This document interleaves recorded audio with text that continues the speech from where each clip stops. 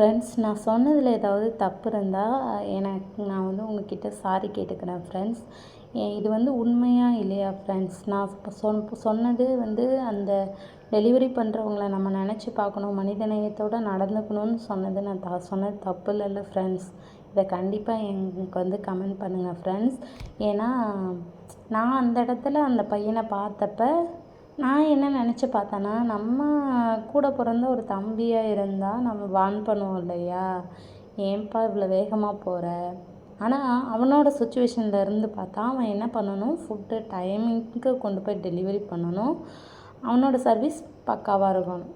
இது மட்டும்தான் அவனோட சைட்லேருந்து அவன் யோசிப்பான் இல்லையா?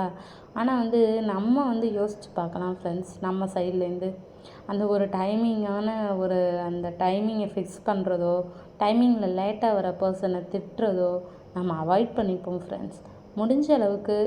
ஆனால் வந்து இப்போ இந்த காலத்தில் எல்லாரையும் நம்ப முடியலங்கிறதுக்காக எல்லாரையும் அப்படி நினச்சிட முடியாதுல்ல ஃப்ரெண்ட்ஸ். யாரையும் அப்படி நம்ம குறைவாக மதிப்பிடக்கூடாது இல்லையா? இப்போ உள்ள சுச்சுவேஷனில் பார்த்தீங்க அப்படின்னா மனிதாபிமானம்ங்கிறது ரொம்ப அழிஞ்சு போயிடுச்சு. அந்த மனிதாபிமானம்ங்கிறது, ஒருத்தருக்கு ஒருத்தர் விட்டு கொடுக்கறதுங்கிறது எல்லா இடத்துலையுமே, பொது இடங்கள்லையும் சரி, மற்ற இடங்கள்லையும் சரி, அது கிடைக்கிறதே இல்லை ஃப்ரெண்ட்ஸ். முடிஞ்ச அளவுக்கு நம்மளால் அதை வந்து ஸ்ப்ரெட் பண்ணுவோம். நம்ம எல்லோரும் சேர்ந்து மனிதாபிமானத்தோட ஒரு இடத்துலையும் மனிதம்ங்கிறது தோற்காது, மனுஷன்ட்ட மனிதம் தோற்காது அப்படிங்கிறத நம்ம சக மனிதருங்கிறத நிரூபிப்போம் ஃப்ரெண்ட்ஸ். இது என்னால் முடிஞ்ச ஒரு சின்ன அட்வைஸ் தான் ஃப்ரெண்ட்ஸ் எல்லாருக்கும்.